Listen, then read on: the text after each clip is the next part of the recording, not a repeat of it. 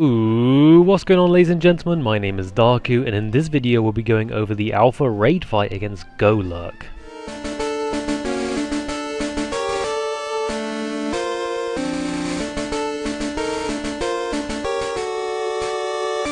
Alright, so first things first, we want to show you the location of the raid boss. So obviously we do everything in Kanto.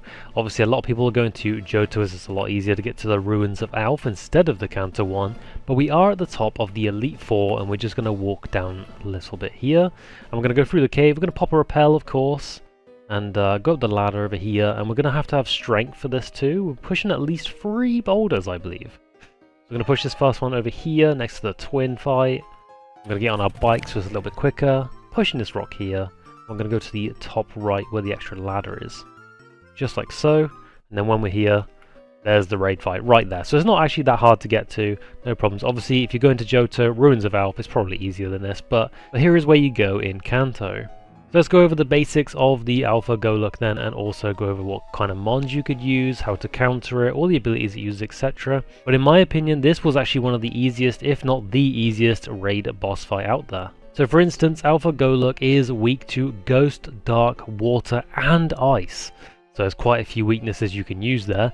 The item that it holds is actually a muscle band. So as you can see here, an item to be held by a Pokemon, it boosts the power of physical type moves by 10%. That is what Golurk holds. And the ability it uses is the Iron Fist, so it boosts the power of punching moves. So obviously if you're going to get punched by this thing, it's going to really hurt. Its moveset as well is Shadow Punch, Drain Punch, Ice Punch, and Earthquake. If it uses Earthquake though, it does use 2 points of its action, and if we've not mentioned already, which we have in previous raid videos, every time you fight one of these alpha raid bosses, there's always the main raid boss and then 2 adds it normally has with it. They can attack you once per turn, but the raid boss itself actually has 3 actions that it can use to attack you. Once again, if it uses EQ, that's Earthquake, it'll actually cost 2 points. The sort of adds that it brings out with it is like a Houndoom, Mismagius, Crocodile, Absol, Umbreon, etc. Now let's go on to the moves. Now if you don't know already how these boss fights work, obviously when it has like 100% HP, it'll use a free move, so it'll get a move off before you can even do anything, and then as you lower the HP, it'll set off more of these free moves as well, so you must be ready for those. So for instance, at 100% HP, when you start the fight against Golurk, it'll actually send out a safeguard, so it'll protect it from any sort of like burn or poison, etc.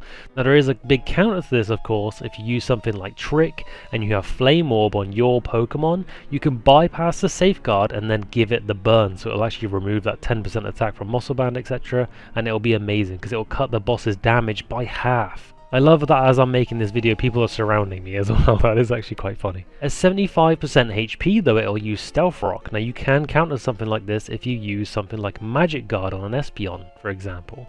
At 50% HP, it'll get Enraged, so it'll have an Omni boost.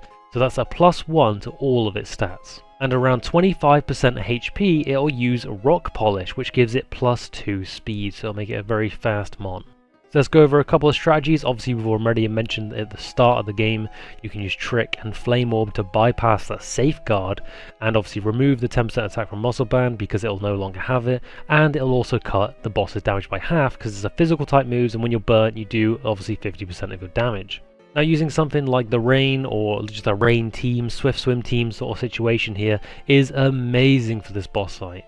Not only is it weak to water, of course, if you make it rain in some way, you get more power from it, more speed from it. So even if it does use the Rock Polish, for example, you're just still outspeeding it with Swift Swim. Another great thing to bring with you is something like Reflect and other screens, of course, if you really want to use them for the ads, etc. When using this move though, of course, bring a Light Clay with you so it can last more turns. I, for example, have Espeon, who I bring with me for a lot of these. And obviously you can use like Reflect and Light Screen and it'll last up to 8 turns. And obviously Wide Guard isn't a must, but it is obviously a great support move to use as well. So there we go, there's all the strats and all the information you need on the Alpha Golurk. Now I will let you enjoy the raid fight in the background now. You can see us all fighting against it and how we absolutely slaughtered this raid fight. Just don't forget, Rain Team insane for this. Don't forget to like, comment, subscribe and enjoy the rest of the fight. See ya!